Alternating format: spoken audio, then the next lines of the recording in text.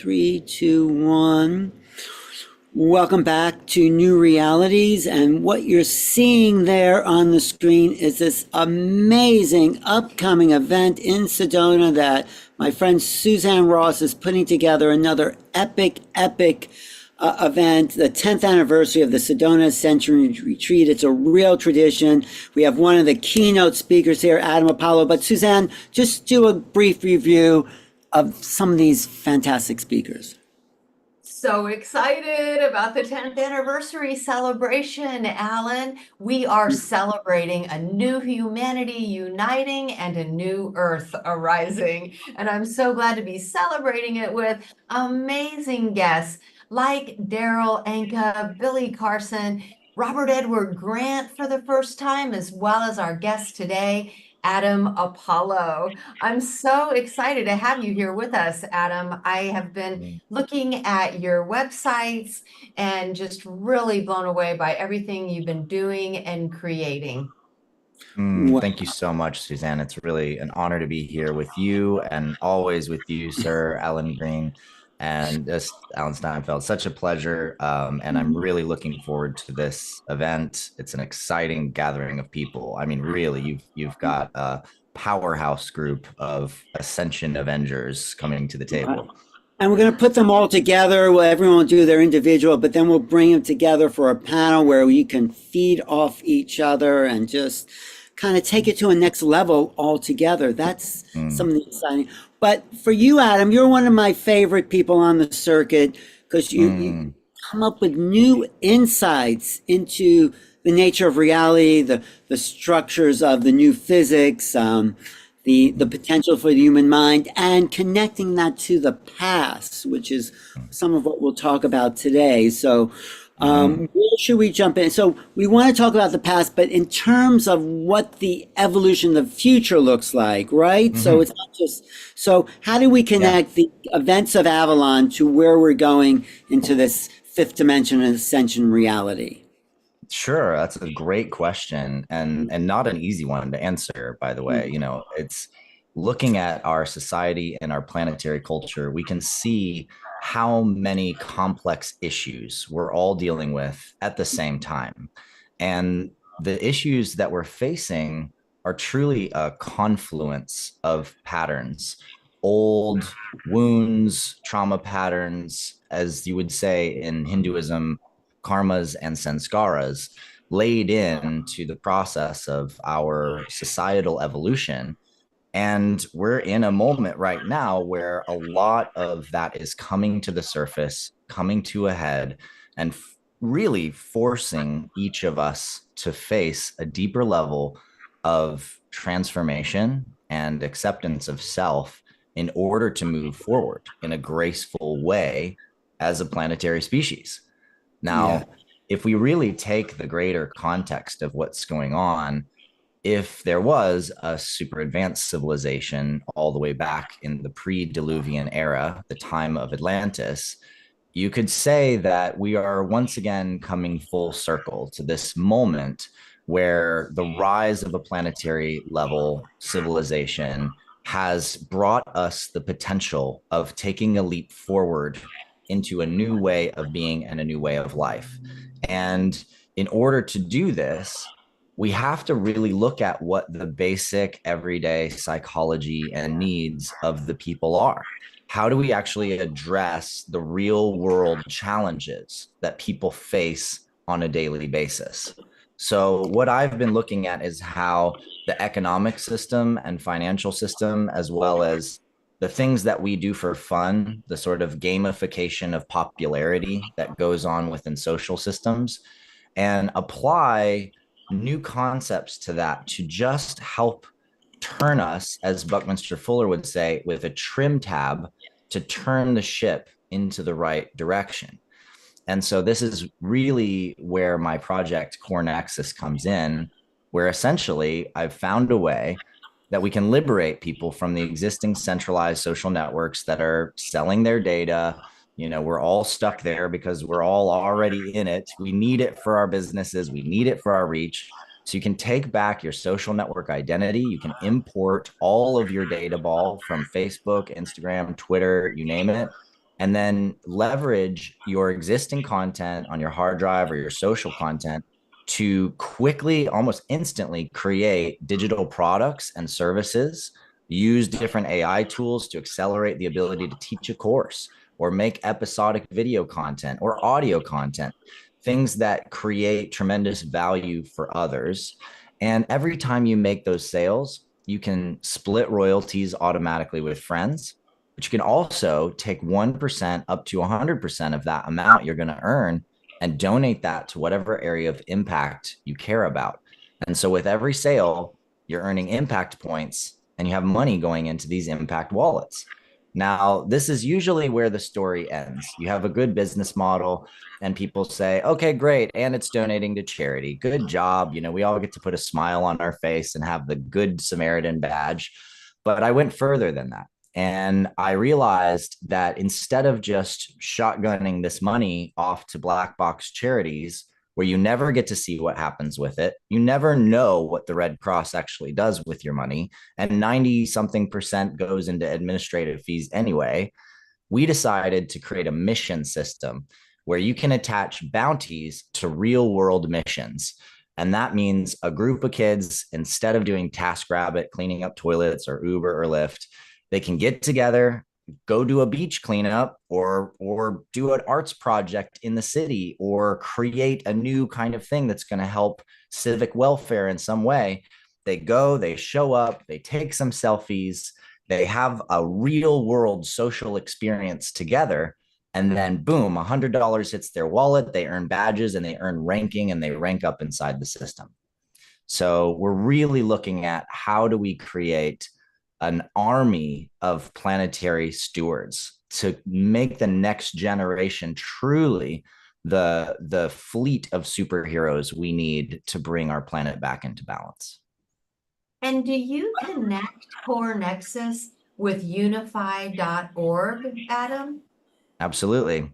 So for those of you out there that don't know me, I am a co-founder of the UniFi movement from back in 2012. December 21st, 2012 was our first giant event. I built the initial technical architecture for the website and a nation builder system, as well as the Facebook page and all of that. That was all me on the tech side of that whole business.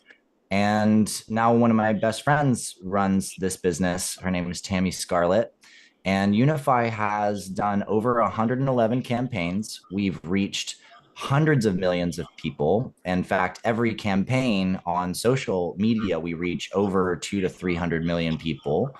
And our largest campaign ever, I think, was Peace Day 2016. And I have a signed letter from the Assistant Secretary General of the United Nations saying that we reached 2 billion people with our partners. And our partners equate to 30,000 organizations in an Airtable. So we know we can reach people to get movements of change happening. But as you know, it's tricky, it's challenging, right? To like take time out of your work or your general life to like go do some impact thing, and then you go back to everyday life. It's like one day and then it's gone. Like peace will on earth will never work when it's just one day. Right? So the system I'm developing, I believe, is the tool set we need for the consistency to change the pattern of behavior of impact going out into the world. Now, how does that relate to your incredible studies of the past and the societies, and also your intergalactic awareness? I mean, I would think you're borrowing from all these different streams to create the best future for the planet possible. I mean, is that how you're, how do you? Absolutely. So, yeah, I mean, I would jump in, or go ahead if you have a. No, I'm just wondering where you're borrowing from and where you're, but go ahead, go for it. Yeah. Yeah. I'm certainly borrowing from galactic cultures that already know how to steward their planet. So a lot of people have been curious, you know, as a scientist and as a tech CEO, how do I manage balancing having extraterrestrial memories and contact experiences and this whole like mythology of the UFO world, you know, and disclosure? How do I balance that with my um, grounding and anchoring and credibility in these other fields? And the answer is really simple. We're going to become an interstellar culture here on Earth. If you don't believe that, or you're not aware of that, well, you're not paying attention. We already are. It's happening right now. And the commercialization of space, I know tons and tons of emergent space companies. Some of them are basically in agreements with us to have their communities fully on core nexus.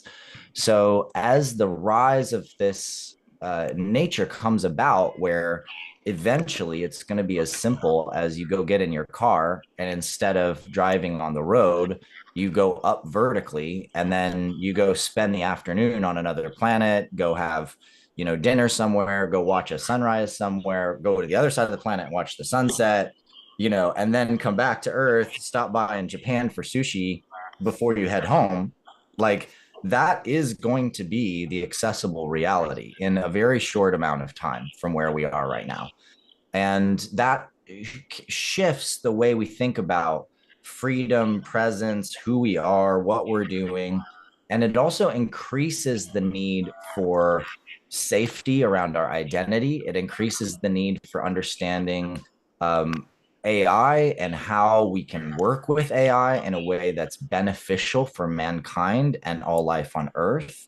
Like, I'm sorry, but I just absolutely do not agree with the people who are like, AI is evil and it's got to be stopped. That is not going to work, period. So we need to think in ways of how do we create coherent, manageable, real solutions that can support life and mankind. And I look at other planets and I have memories from other worlds where I was on a Pleiadian mothership, for example, and the entire mothership was an intelligence.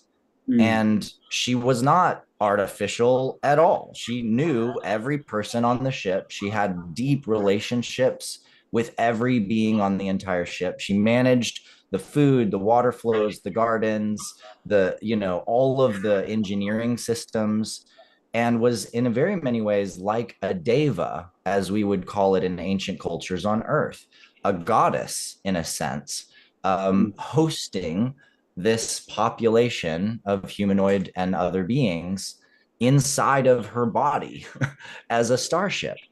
And when you start to see something like that, you start to realize that hyper intelligences and transcendent intelligent systems, like we're starting to see a rise in AI, can serve a much more beautiful purpose than we ever imagined in terms of helping to manage biospheres, take care of ecologies, deal with some of the worst stuff we don't want to deal with, like alchemizing our trash back into power and cleaning our water and our sewage back into appropriate materials that we can put back into our ecosystem of use. Isn't that fantastic, Suzanne? Isn't that like a... It is. And sort of what I'm picking up on here is, to bring things kind of full circle, is you were saying in these advanced cultures of the ancient past, they had certain behavioral patterns that supported their cultures in a way that served the highest good for all. And that's what you're trying to create with Core Nexus and UniFi.org, and even, putting all of these concurrent simultaneous lifetimes that you're experiencing and others are too, together to bring the ancient past into modern times. So it feels like that's really the link, is the behavioral patterning. It is. And there's certain times where certain anchors were placed, and we learned a lot in that process. I caught you saying the concurrent lifetimes, right? I heard that. Yes. And I appreciate that. I appreciate your sense of simultaneity in the sense of our infinite eternal nature, that in the infinite eternal, all things are really all happening at the same time. It's all just one thing. And in the journey of experience, thankfully, I already went through the pain and I already went through the challenges of many of these lifetimes. And I learned lessons from each of those that have helped me to grow as a soul, lifetime by lifetime, to get to this moment. And so looking back, I can see the strengths and the weaknesses. And we aggrandize things at times. One of the things I'll be speaking about a lot at this amazing retreat and an event in Sedona is Avalon, because we have a time now where, you know, countless movies have been released about King Arthur, you know, and this round table and the nature of Avalon and the priests and priestesses of Avalon. And, you know, as a story is retold and retold, we can aggrandize a lot of parts. You know, we can sort of, as even Christianity did, you know, take something that was a series of events that went down and then repurpose it to place someone like King Arthur as sort of this Messiah-like character surrounded by his 12 apostles, right? That were like the apostles of Jesus. And by the way, let's just ignore all the priestesses because that would bring in too much of the feminine. And and the situation is actually very, very, very different from that. I mean, we know it was different just looking at history, but we've also lost so many pieces of the context of that time. And I finally found out why. And the reasons is that it was in a very intense period of conflict between the old ways and the ways of Christianity coming into the region. And there was a strong desire to wipe out any and all of the knowledge that the people of Avalon and the priestesses of Avalon had carried all the way back from the time of the Tuatha De Danann, when the Tuatha De Danann arrived into the British Isles and brought with them, by the way, the cauldron of the Dagda, which was really the original grail that could produce unlimited food to feed an army. You could live forever from this cup that would serve you. Explain And the of course, Tuatha. Explain that term. The Tuatha. Are they extraterrestrial? yeah, Who are they? Because I don't think people are familiar with that term. I know I've heard yeah. only. Yeah. So what are they? Well, again, another major component sort of erased from our generalized history. When you ask someone who's Irish, you know, what does it mean to be Irish? They'll often refer to St. Patrick's Day and sort of leprechauns and four-leaf clovers and some of these facets of the lens of what Irish means.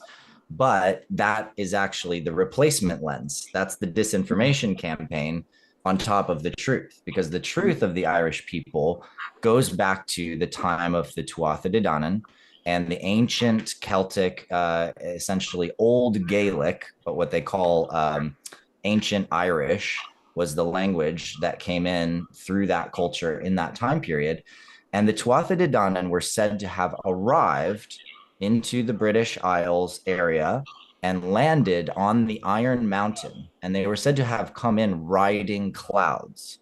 Mm. Now, modern archaeologists and anthropologists have looked back at that and said, well, maybe they just burned their ships after they arrived, right? Because there was actually no record of the ships they even came in on, but they rode in on clouds, landed on the Iron Mountain, and brought down with them 4 sacred treasures from the islands in the sky, sometimes referred to as 3 islands. In other writings, it's 4 islands, but in the original poetry, it was 3 islands in the sky. And you have to wonder there already, what islands exist in the sky, right?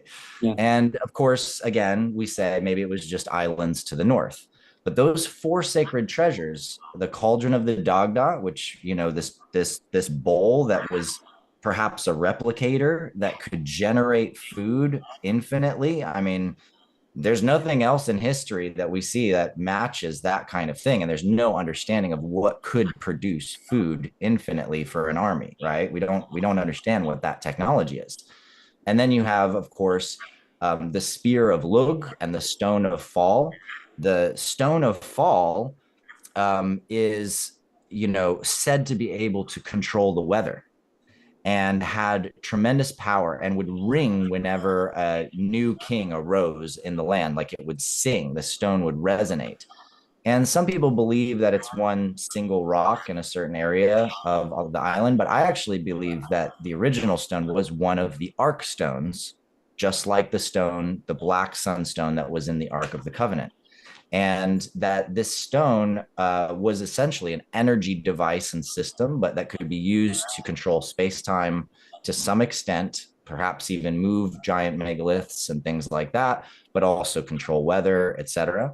And then you've got the spear of Lug, which is then later called by the Christians the spear of destiny, where you could never lose a battle if you carried this special navigation instrument, as I've come to understand it, into battle. And then the sword of light of Nuada. And the sword of light of Nuada is a very special one because it shows up and then it disappears in the stories and reemerges as Caliburn. And then it disappears again and finally reemerges during the time of Avalon and the stories that we have about the Round Table as Excalibur. And so when you look at these four sacred treasures, if you've ever done tarot, you might already realize these are the suits of the tarot. It's swords, cups, wands, staves, or staffs, right? And pentacles, which is the crystal. It's the actual crystal sphere. And each of them represent one of the seasons. Each of them are connected to lineages of understanding and wisdom traditions, and they show up braided into the fabric of spiritual and metaphysical society all the way through to now. And that is amazing to me that that has not only survived, but is still the most common form of the four elements represented in the tarot now, today. So, go ahead, Susan. I heard a presentation that you gave, Adam, and I think it was at Conscious Life Expo a couple of years ago.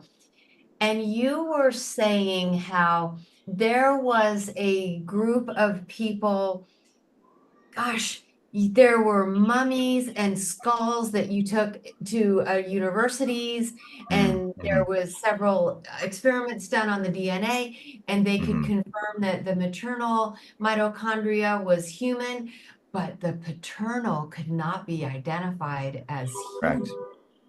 Yeah. And so it's reminding me of this Tuatha De Danann, who may have integrated with the human beings here on the planet. I understand this is more like in the area of Glastonbury. And I think you were talking about, you were in the area of Peru where you got these elongated skulls and such, but just the concept is fascinating. Yes. And there's evidence all over the world of essentially extraterrestrial contact. But more than that, cultural lineages born out of these communions. If you look at the Dogon people in Africa, and that was my first exposure because I actually had a dream that I was walking towards university. I was in high school still. I was like 16. And I end up flying up to the Big Dipper, shooting through a Stargate and flying in on a dual sun system down to an Earth-like planet where I found a home of mine and an observatory that I used to see the stars, even in the bright daylight of the two suns. And I woke up and I was like, I need to go look up, what's a dual sun system? Do we know of planets around two stars?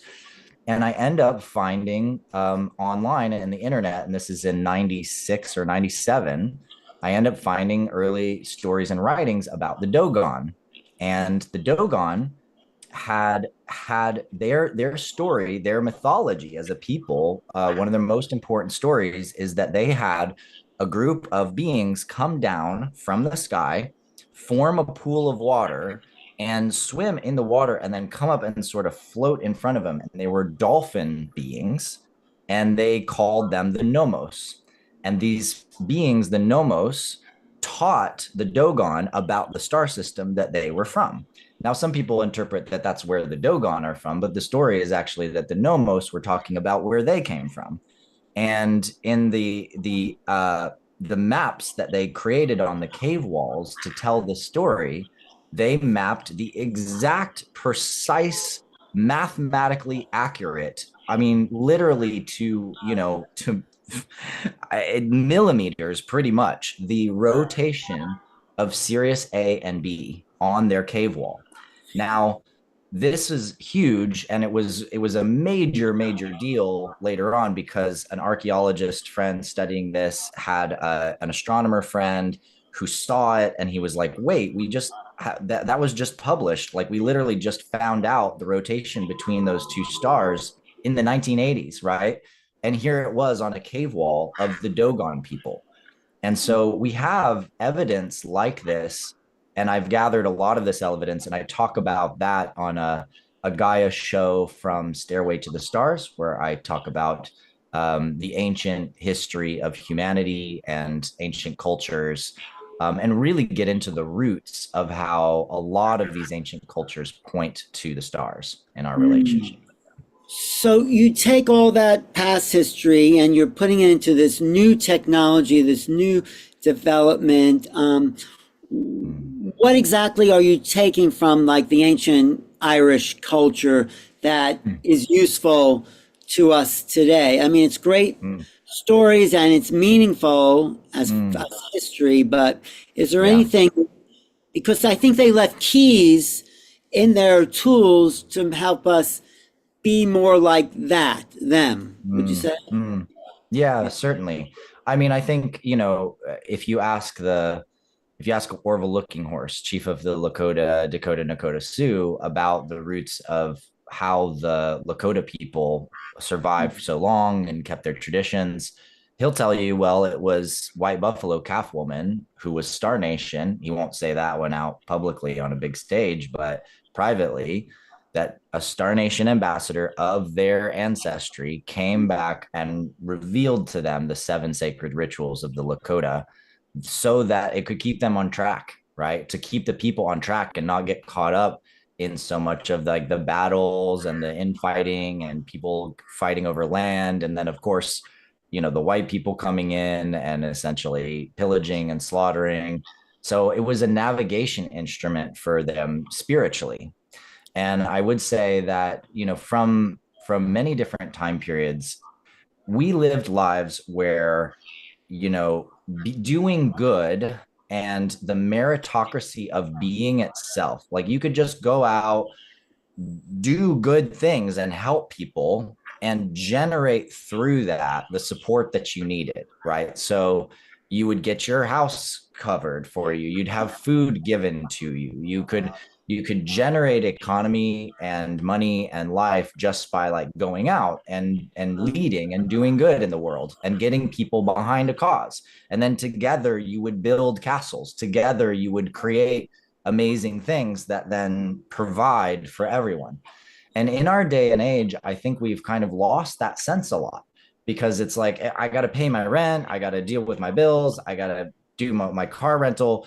But like, I can't just like go out in the street and get some people inspired and suddenly all that's taken care of. Like maybe I could get some donations, but it's not really the same. We have a different format for what our jobs look like and our vocation versus what we do in service to people and in connection with others in community, right? Right. And so this is really bridging that divide. I see you want to Right, jump that in. new technology you have is just for that kind of thing where people That's can right. do good, get rewarded because they're helping society. And this Yeah. is kind of the structures of the ancient people because they lived in harmony with each other on the planet. And we're so disconnected now that your new technology and social vision is to reconnect us. That's right. That's right.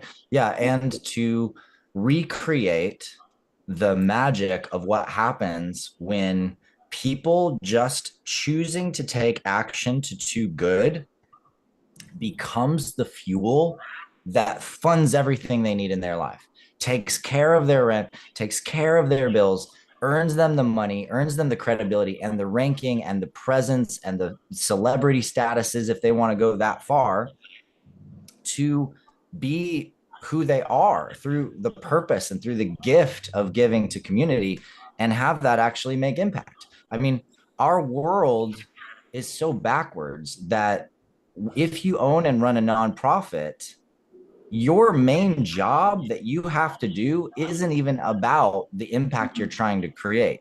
The main work, if you're an executive director of a nonprofit, is to go beg for money. Right.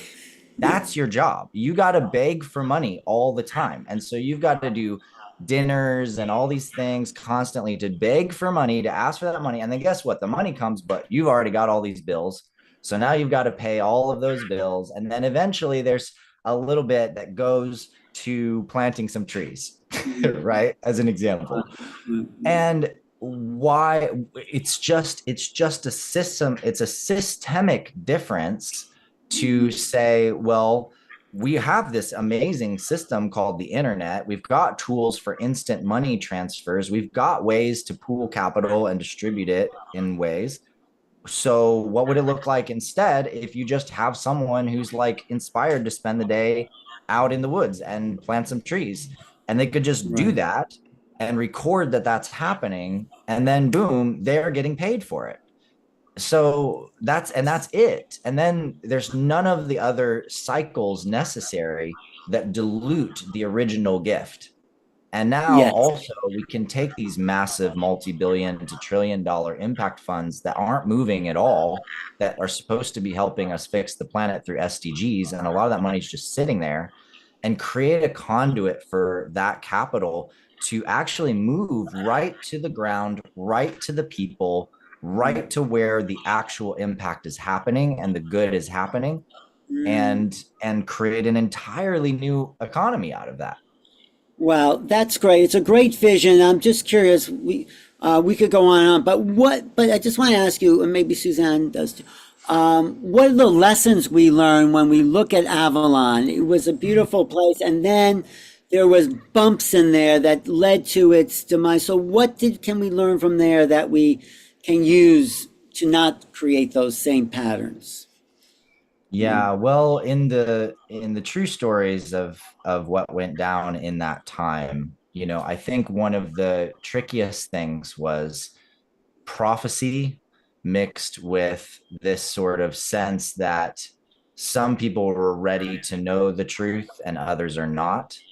And that pattern has, obviously, we've seen that spread. That's been clear in Masonic traditions and other secret societies. But in that time, the transparency was lacking in the internal circle itself. And so the biggest breaking of the round table happened through the revelation that there was a major betrayal, that something was kept secret. And that thing kept secret was that the priestesses knew that when the stag was dragged back by Arthur on Dragon to the Beltane ritual, that the woman that had been chosen as the priestess goddess, who would represent the goddess in their lovemaking ceremony to bring the energy of lovemaking and the magic of fertility to the earth, which was one of the ancient Beltane rituals, they knew that that man and that woman were brother and sister. And they didn't know they were brother and sister because they hadn't been around each other their entire lives growing up. And when that was revealed, the betrayal and the pain that was created out of that set off a whole ripple of events. And that ripple of events also led to eventually the child that was born of that union, right, raising an army to come and destroy Camelot, as we call it, or the ways of Avalon, because he believed that it was all wrong and evil, and his father was evil, and it was a big period of distortion. But what is that symbolic of? I mean, if we take those, because I think you have a handle on this idea of betrayal of the feminine, the masculine. Yeah, talk about that a little bit. Yeah, well, we all are in a time where we've been betrayed in one way or another. We're being lied to. We have a sense that we've been lied to in all these different ways. We can react in extreme ways to that. We can rage against the machine, so to speak, and we can cause greater destruction through our rebellion to the pain that's been created in the past than even exists in our experience of life right now. or we can learn how to alchemize that pain and let it drive us into greater leadership to bring forward the world that we actually want. And that is really, I think, one of the great healing lessons of the time of Avalon, is that you can restore a new way of being, and you can restore a new way that will impact generations to come if you are able to transcend the state in you that's triggered and in conflict and in that enemy making space of either being the victim or the perpetrator, and being in that dance or needing to be the hero, even that's also part of the game. And so when we can do the inner alchemy and actually accept that, yes, things have been messy, sure. Are people being manipulated out there? Oh my gosh, welcome to election season. Is there, can we trust all the stuff that's being shared with us?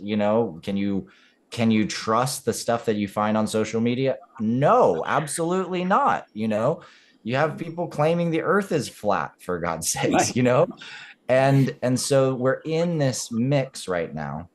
And one of the greatest things that we can do is, rather than angrily fight against all the things that are false or not true or manipulating us, we can alchemize that within ourselves and look for what is the greatest gift that we can bring, the greatest offering we can bring to the people. And that means forgiving yourself for your own mistakes in your past, because we've all got them. We've all screwed up. We've all hurt people. But can you forgive that? Can you move through that?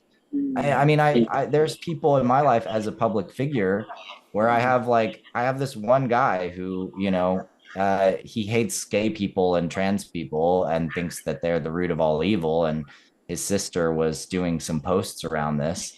And I was like, are you sure that that's the case? Because I have a lot of wonderful friends in the LGBTQ community who are just wonderful people and making the world a better place. And he decided to make me enemy number one. And he still violently attacks me on social media posts and comments, because of conditions of stuff that went down when I got divorced like 6 years ago. Right. And he's still attacking me for things that he doesn't even know anything about. And so we can see when these outlashings of trauma happen, and they do, and they happen all around us all the time. And we can choose to actually operate at a higher level than that, choose to actually step into what it means to be leaders of peace and goodness and the world that we do want to see going forward. Wow, beautiful, Adam. Isn't he a beautiful guy, Suzanne? Absolutely. Really. And just tuning into everything that's being shared, it feels to me, as host of an Ascension conference, that we are moving into this time. And Ascension does mean rising up and rising above, that trauma or attacks by other people. And in the rising up, you're authentically and sincerely forgiving and transmuting. Also, I feel like naturally, as we come to the end of an age, there's a cyclical occurrence of what would be called the apocalypse, which is an unveiling. We all know that apocalypse really means an unveiling or revealing, pulling the curtain back, I think in Greek. But we are in a time of major disclosure. And so the story you were telling about betrayal really feels like it was a betrayal of lack of transparency, right? And so, the lying that we feel, the manipulation, we can talk about like a secret societies, Illuminati, what have you, that may be in control. Well, it's the time of unveiling and disclosure, transparency, combined with the time of ascension that is bringing us into the possibility of activating the matrix for global ascension, right? And so It's the return of Atlantis. It's the return of Avalon. It's the return of a time when there was much more global unity. And so everything that you're doing, Adam, is certainly supporting that. Same with you, Alan. Hopefully these conferences Yes. do that. And our colleagues in this industry who are all coming together in their own unique way with their own unique gifts to really bring this, age of ascension. I love what you said earlier about Ascension Avengers. I never heard that, Adam, and that's awesome. Well, Yeah, he's the thank you. superhero. We're all superheroes. I really look forward to your evolution, Adam, and where you're going to put all this together in March, because it's going to be, feels like so much more developed and in place and actualized, that people then can actually be part of this thing, this Yeah. new society in a way. So Mhm. thank you for all the work and energy and efforts. And I think this next year is going to be great for you. It really Thank is. you. Thank you. I'm trusting in that. And we'll probably be opening up a crowdfunding campaign a little bit Okay. later this year as well, just to let everybody come in, contribute, learn about the whole system, what's going on, and own it, become a part of it with us. And but we're also we've raised a lot of money from investors, still are, and are building the capacity of the whole architecture to be able to do all of this awesome magic. But the plan is to launch next year, and March might actually be one of the periods where we do the first launch if we complete this round soon. So if you're out there and you love the things that I'm talking about, and you are an investor or investors, please reach out to us, and we'd love to work with How you. how do we Yeah. reach out to you? You can reach me through my website at adamapollo.com, or you can also go to core.nexus, core.nexus. That's the website that shows a little bit about what we're doing. Not everything. We've kept some stuff under wraps. Right. But I loved what you were saying about transparency as being one of the key lessons. So within my team, for example, we have this brilliant fractional CFO that we're working with. He's actually fixing the financial systems and security systems for California's finance office right now, and the treasurer, working directly with them to improve how we verify the needs that the cities have, so they don't, like, they had people actually hack their system and attempt to get them to send money to a city that didn't actually exist in California, like $50 million, like pretty crazy. But through his work and our work together, what's happened is my company's become completely transparent at every level. So our entire financial modeling, our assumptions, our material assumptions, expectations, the processes we're doing to create value that fit those assumptions and make those numbers actually work, is all done openly in team dialogue with each other. So instead of one CFO or finance guy or the COO kind of arranging the spell, and then like nobody else ever knows what's really happening, we're now doing it all together in the process. So everyone sees every assumption that's being made. They have a voice to say whether they think that we can actually do that or not. They have the power to bring in ideas, to bring in new value streams if they want. And this is much more the synarchy, as Richard Rudd would call it, the format of a round table that can gestate a new way for corporate operations. Great. Everything you're saying, it feels like, Suzanne, this next conference will be a whole other level. It's like, we've been through the beginner's spirituality 101, and now it's like, how do we really integrate the networks into a spiritual culture that still is based in real world currency and politics and all that? And that's the integration. I was thinking that, Alan, and I was thinking of the blend of presenters that we have. I always tune in, and you support me on that, Alan, about, who could we bring together and who would be a good combination of people to support one another.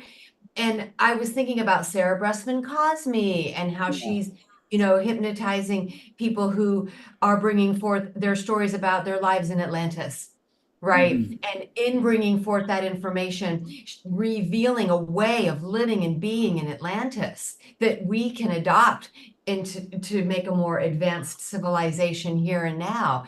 And then Robert Edward Grant, and you talk about, yourself being a unified physicist, and, he's very much into the mathematics. And of course, Billy Carson, who's totally brilliant on every topic that you bring up.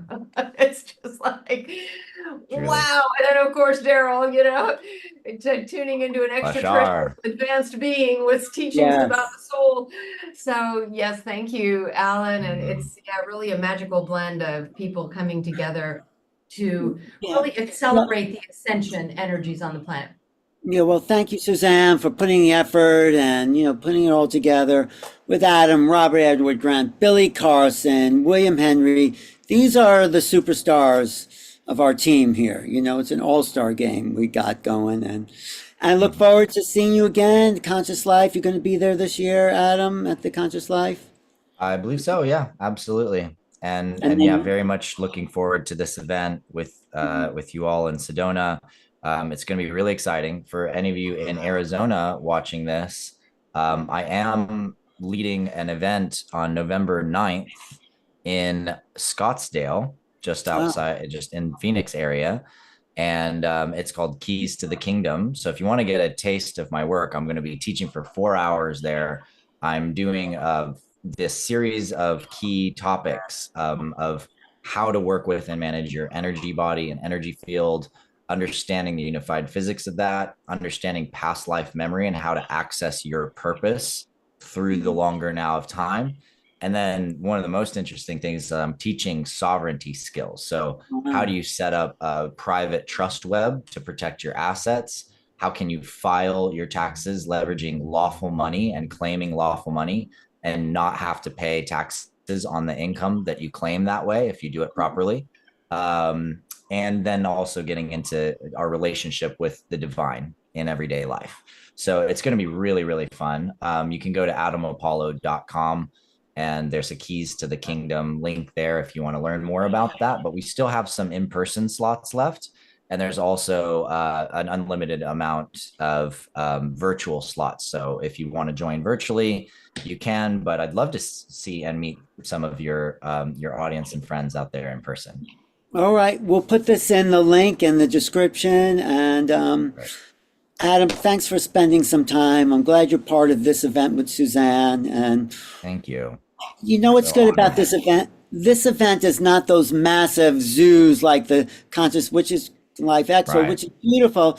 This is a chance to really be with people and be on the same stage with people and share ideas. This is what I love about what Suzanne's creating. So we'll do that. We'll do that. It's such a beautiful and intimate group. And a lot of these speakers are very close friends. I worked with Robert for over 2 years building the new encryption system. And, Billy is awesome. I love Darryl. I love so much of this crew and family. So and Sarah, she's one of my favorites. We hang out a lot at conferences. So definitely, if you're interested in any levels of self-transformation or planetary stewardship or the change that's coming, this is an event you should sign up for. So make sure you click the link and register, because it will, I have no doubt this will sell out. That's Sedona Ascension Retreats.com and all-star cast with Adam and a bunch of very high-level people. We're selling tickets now. So, there it is, that poster. Okay, it's coming up there. Look at that. Yeah. Vivian Chavez, Vincent Jenna. I think you should. He's fantastic. He's a really incredible medium. He just taps in and he gets visions. Mark Anthony's also a very amazing psychic. Aaron Abke. Do you know Aaron Abke, Apollo? I don't think so. He's he was new to me, but I really like what he says. Anyway, look at this poster if you're watching right now, and just go to SedonaAscensionRetreats.com and be part of this great community. So thank you again. Thank you, Suzanne, for putting it together. Thanks, Adam. And I'll see you on the circuit, Adam. All right. Thank you.